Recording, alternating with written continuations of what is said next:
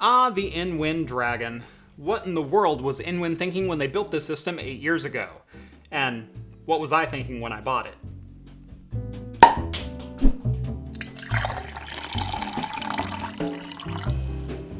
Today's video is brought to you by ShopTagger. If you're a deal hunter like I am, then ShopTagger should be on your must-have list of browser extensions.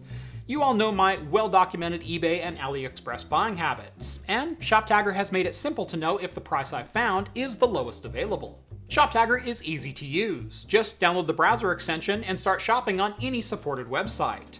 When you click on a product page, ShopTagger will ask you if you want to keep an eye out for deals, and can automatically notify you of price drops. Or if you're shopping for GPUs right now, get notified when they come back in stock. Any item you save can be organized into wish lists, which means no more impulse buying, which I hear is an area I need help with. There's even a cash back feature, which allows you to get paid just for shopping with partnered stores.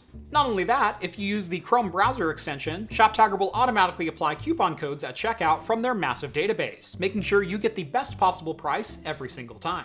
If you like saving money, and who doesn't, be sure to download ShopTagger for free on your computer or mobile device by following the link down in the video description. Welcome back to Craft Computing, everyone. As always, I'm Jeff. What do you do when fate hands you a second chance at glory? Well, you take the opportunity. On the table next to me is the PC that I built all the way back in 2013. And I don't mean it's a recreation, I don't mean I sourced the same parts, I mean this is my gaming PC from 2013. Original specs on this PC were as follows. Of course, I was building with a Xeon CPU all the way back then, and this one is no different with a Xeon X5650. I also had 12 gigabytes of OCZ Platinum 1600 MHz in 6 2GB sticks for triple channel effectiveness, 120 gigabytes on an SSD, and 3 1TB Western Digital Blacks in a RAID 5. I had also purchased an AMD HD 6870 a couple years prior that I was still pretty happy with when I built this rig. But there were some parts that I had always lusted after that were well out of my reach as far as money goes, and that was the Xeon X5690 and the GTX 690. While that Xeon X5650 was still a 6-core 12-threaded CPU, it ran at a paltry 2.66 GHz. In fact, the best overclock I could ever get out of that thing was around 3.4. Now, the reason I was running a Xeon all the way back then was the same reason I continued to use Xeons for the rest of the decade, and that was I got a pretty stellar deal on it. I only paid $300 for what was a $1,000 chip. But out there as a glimmer of hope in the distance was always the Xeon X5690. Because it was $1,600 and always firmly out of reach. In fact, the Xeon i7 990X would have been a much smarter deal at $1,000 and get you the same 6-core 12 threads at 3.46 GHz. And while, for the most part, I was always happy with my AMD HD 6870, as it gamed at 60 FPS in just about every single modern title, there was also a graphics card that was released in mid-2012 that I absolutely lusted after, and I'm sure most of you did as well, and that of course is the GTX 690. This card by many is considered the peak of SLI performance, as it is 2 GPUs on a single graphics card. So there are 2 GK104 dies on here, otherwise known as the GTX 680.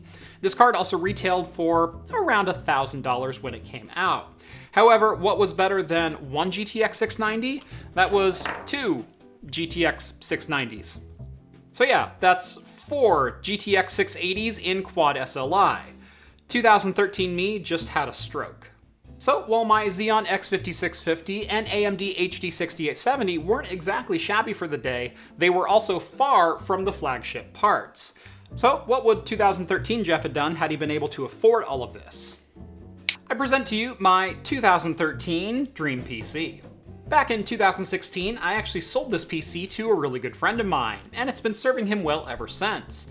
However, in late 2020, he caught that upgrade itch again, and reached out to me and asked me if I'd build him a new PC. Of course, I said, I'd be more than happy to help out. But what are you gonna do with your old PC? He said, why, do you want it back? Because I was just gonna recycle it. So again, I give you my PC from 2013. So again I ask, what happens when fate gives you a second chance of glory? You absolutely take it and run with it. This has an X5690 6-core 12-threaded CPU clocked at 4.33 GHz, a pair of GTX 690s in 4-way SLI, 12 GB of Kingston HyperX 1600 MHz running at cast latency 13, all inside of an InWin Dragon Micro ATX case.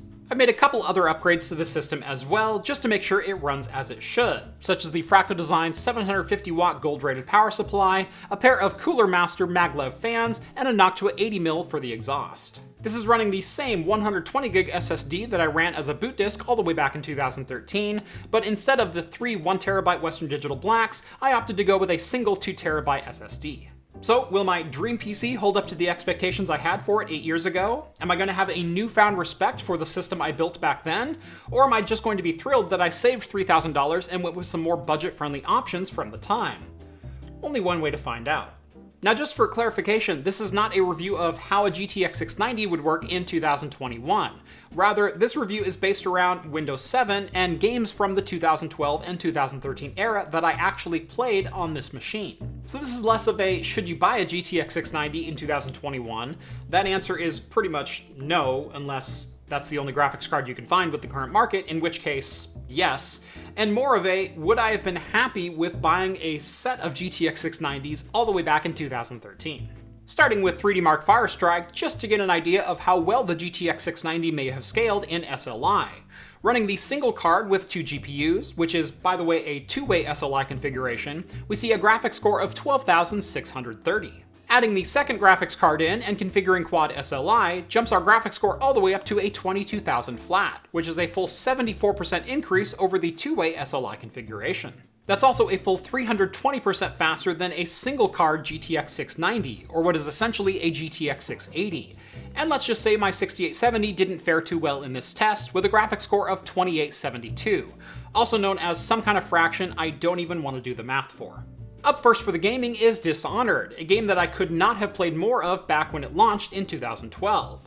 My HD 6870 fares fairly well here, with an average of 109 FPS and a 0.1% low of just 46. Running a single GTX 690 in SLI gets me an average of 132 FPS, a 1% low of 86, and a 0.1% low of 53, which honestly, my 6870 looks pretty darn good in this benchmark. Adding a second GTX 690 to the mix for quad SLI yields the same 131 FPS on average, meaning Dishonored likely has a frame rate cap of 130 FPS. And this is backed up when you look at the SLI disabled result from the GTX 690, and it scored the exact same 131 FPS on average, 83 for a 1% low, and 53 on the 0.1% low.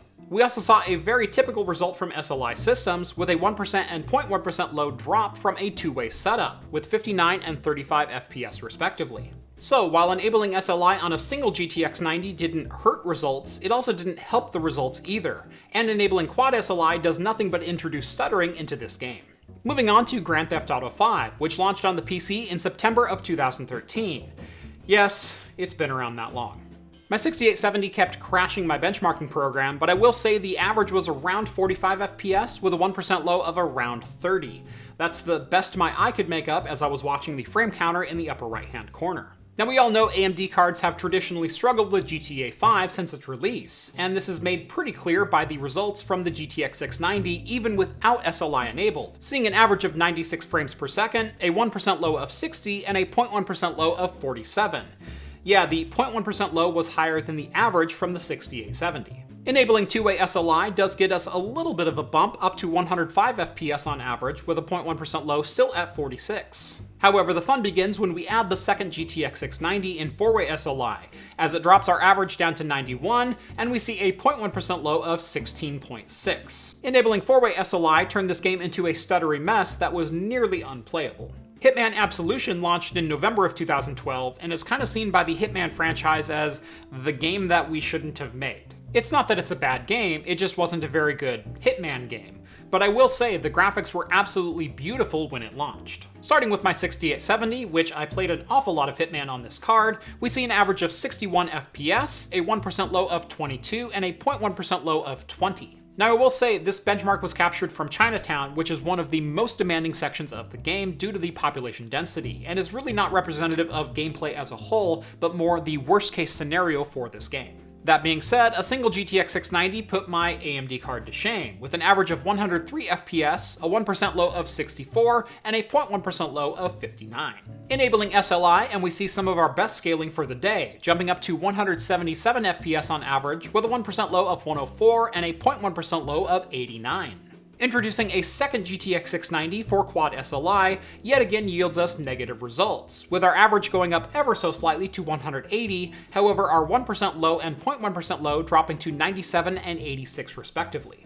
I will say, looking back at my list, 2012 was a heck of a year for games, as Borderlands 2 also launched in September of that year. On my AMD 6870, we see an average FPS of 64, a 1% low of 46, and a 0.1% low of 27, perfectly playable for games at 1080p back in that day. But yet again, the GTX 690 flexes its muscles even with SLI disabled, with an average of 129 FPS and a 1% low of 80. Enabling two-way SLI also yields some very impressive results, jumping up to 184 FPS on average with a 1% low of 98. And unfortunately, there's no prizes for guessing what happens when we enable Quad SLI, as the average drops to 180 FPS with a 1% low of 71.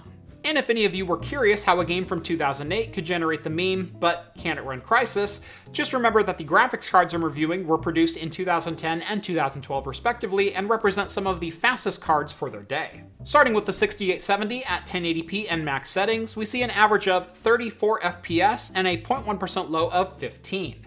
Yeah, this is from a game that launched 3 years prior to one of the highest end AMD cards. Now back when Crysis was new, enabling SLI actually yielded some pretty good scaling. However, I was unable to replicate those results here, even running on Windows 7 with some older generation drivers. Here, enabling two-way SLI yielded us a result of 52 FPS on average and a 0.1% low of 17. And enabling Quad SLI hurts our performance again with an average of 53 FPS and a 0.1% low of 15.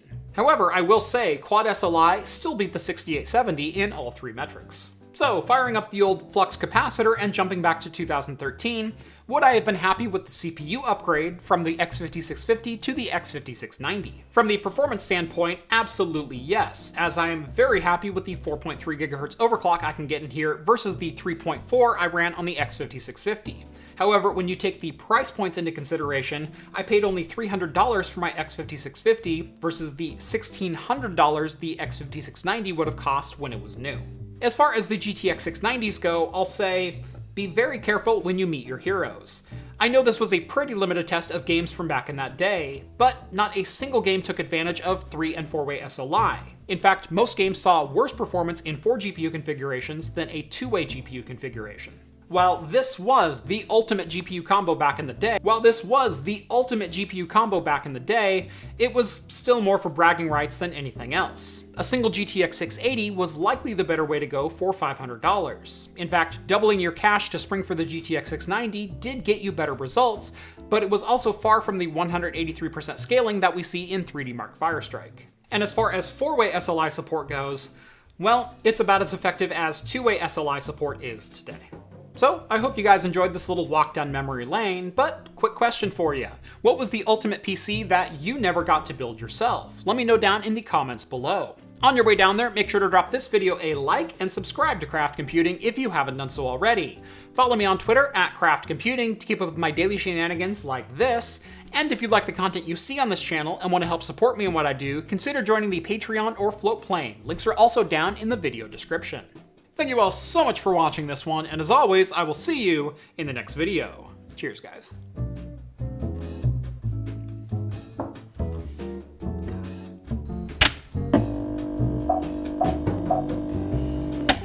Since we're going back in time today, I can think of no better beer to celebrate that than Three Magnets Brewing fresh out of Flux IPA. It is a 6.4% and 50 IBU, and it's got a flux capacitor on the front. What more could you ask for? And if you've never had active yeast strains in your beer, you're in for a new experience with this one, because as this is not a hazy IPA, but it is so dark you can't get any light through it at all. But this has all of the hallmarks of a traditional West Coast punchy, dank IPA. But it has so little oil cling in it, I'm almost confused as to how to review this one. Typically when I get IPAs like this, and when I say like this, I'm talking Block 15 Sticky Hands, or some of the other super oily and clingy IPAs.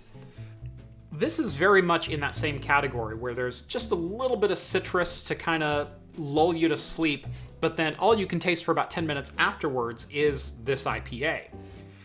I'm getting the same exact really thick flavor profile, but it's fading just as quickly.